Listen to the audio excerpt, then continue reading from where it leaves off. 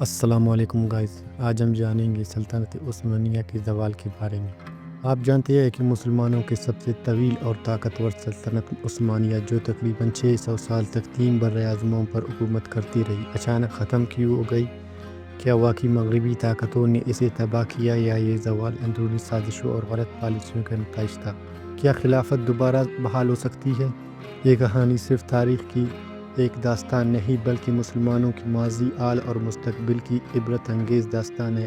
آج ہم آپ کو وہ تاریخ بتائیں گے جو ہمیں جان بوجھ کر نہیں پڑھائی جاتی۔ یہاں خلافت عثمانیہ کے عروج اور زوال کی مختصر جھلکیاں دکھائیں گے، جیسے فتوحات، جنگیں اور آخر میں اختلافات کا خاتمہ کیسے ہوا۔ چلیے جانتے ہیں اس ویڈیو میں۔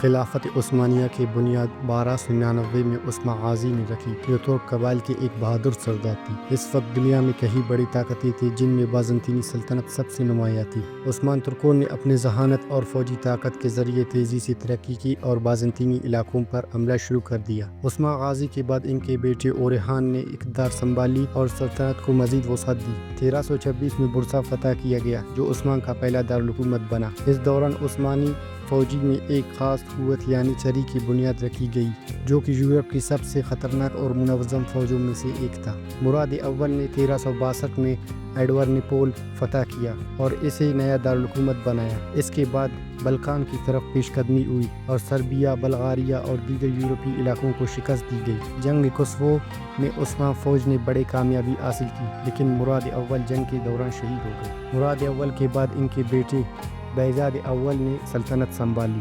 انہیں یلدار کہا جاتا تھا کیونکہ وہ انتہائی تیزی سے حملہ کرتے۔ 1396 میں نیکول پولس کی جنگ میں عثمانیوں نے یورپ کی متحد فوج کو شکست دی۔ سلطان محمد بن فتح نے 1353 میں قسطنطنیہ کو فتح کیا، جو کہ ایک تاریخی موڑ تھی۔ اس کے بعد عثمانیوں نے یورپ اور ایشیا میں مزید فتوحات حاصل کی۔ قسطنطنیہ کو استنبول کا نام دیا گیا اور یہ اختلافات عثمانیوں کا دارالحکومت بنا۔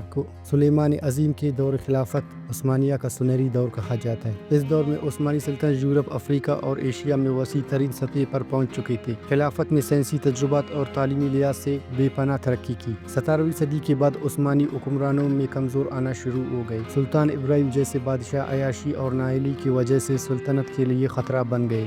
حرام سازشیں اور محل کے اندرونی اختلافات نے خلافت کو کمزور کر دیا۔ یورپ میں صنعتی انقلاب آئی، لیکن عثمانی سلطنت جدید ٹیکنالوجی میں پیچیدہ رہ گئی۔ جنگ وینا میں عثمانیوں کو بھاری شکست کا سامنا کرنا پڑا۔ عثمانیوں نے مغرب سے سیکھنے کے بجائے پرانے حکمت عملی پر قائم رکھنے کو ترجیح دی، جو کہ ایک بڑی غلطی ثابت ہوئی۔ یورپی طاقتوں جیسے برطانیہ، فرانس اور روس نے خلافت کو اندر سے کمزور کرنے کے لیے سازش شروع کر دی۔ عرب علاقوں میں قوم پرستی کو ہوا دی گئی تاکہ مسلمانوں کو خلافت سے توڑ کر علیحدہ کیا جائے۔ پہلے جنگ عظیم کے دوران انگریزوں نے عربوں کو عثمانیوں کے خلاف بھڑکایا۔ لارنس آف عربیہ ایک برطانوی جاسوس تھا جس نے عرب قبائل کو عثمانیوں کے خلاف کر دیا۔ عثمانی سلطنت نے جرمنی کے ساتھ دیا، جس کے نتیجے میں شکست ہوئی۔ 1920 میں ٹریٹی آف سوریا کے ذریعے سلطنت کو ٹکڑوں میں بانٹ دیا گیا۔ 1923 میں مفتی کمال اتا ترک نے خلافت کے خاتمے کا اعلان کر دیا۔ 3 مارچ 1924 کو خلافت باضابطہ طور پر ختم کر دی گئی اور یوں مسلمانوں کے عظیم ترین حکومت کا خاتمہ ہو گیا۔ آج کے دور میں اگر مسلمان اپنی تاریخ سے سبق سیکھے، اتحاد قائم کرے اور جدید سائنسی ترقی میں آگے بڑھے تو ایک نیا اسلامی بلاک بن سکتا ہے۔ خلافت عثمانی کے زوال سب سے بڑی وجہ اندرونی اختلافات، مغربی سازشیں اور ترقی سے دوری تھی۔ آپ کے خیال میں اختلافات عثمانیہ کے زوال کی سب سے بڑی وجہ کیا تھی؟ کیا مسلمانوں کو دوبارہ متحد ہو کر خلافت بحال کرنی چاہیے؟ اپنے رائے نیچے کمنٹس میں دیں اور اس ویڈیو کو زیادہ سے زیادہ شیئر کریں۔ اگر آپ کو ویڈیو پسند آئی تو اس ویڈیو کو لائک اور سبسکرائب کرنا نہ بھولیں۔ ملتے ہیں اگلی ویڈیو میں، تب تک کے لیے اللہ حافظ۔